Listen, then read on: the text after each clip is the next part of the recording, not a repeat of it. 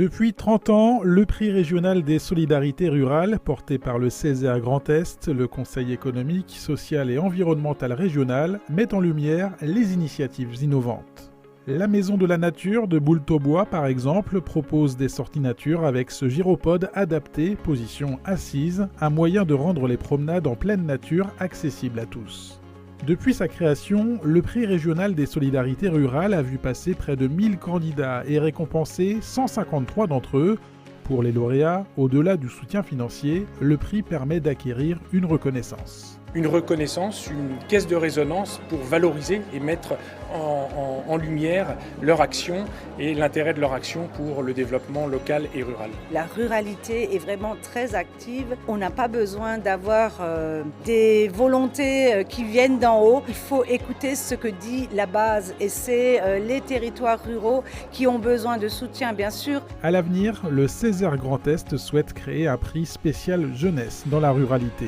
À travers les différents témoignages de la journée, il est apparu que les jeunes avaient de nombreuses idées pour dynamiser le territoire, des initiatives que le Césaire souhaite encourager. Au moment où tout le monde dit il faut trouver les solutions d'avenir, il faut s'engager, il faut assumer les ruptures, eh bien ces ruptures, ces possibilités effectivement d'un développement différent du monde rural, d'un monde rural inspirant, d'un monde rural qui peut aussi servir de référence pour les transformations à l'œuvre. Les territoires ruraux sont en pleine mutation et le Grand Est est particulièrement concerné par ces changements. La région est celle qui compte le plus de communes rurales en France, 4500, soit près de 90% de son territoire. Il y a à la fois finalement des territoires dynamiques et sur lesquels on a une réflexion sur la ruralité qui a été posée, et puis ces territoires ruraux qui finalement peinent aujourd'hui à trouver un avenir parce que finalement il y a un déficit de coopération,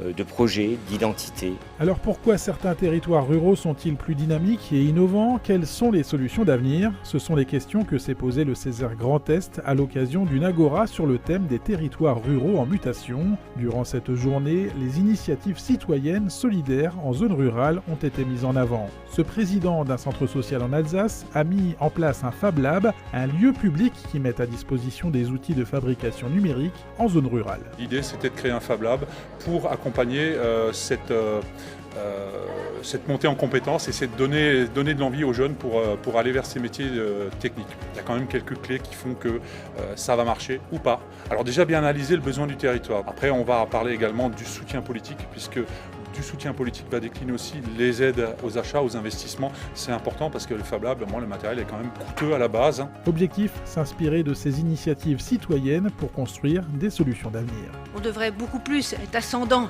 et être beaucoup plus à l'écoute et puis après réfléchir à nos dispositifs. Donc ça, moi ça m'a pas posé de problème parce que c'est l'essence même de ce que j'ai envie de faire. Les débats ont été extrêmement riches.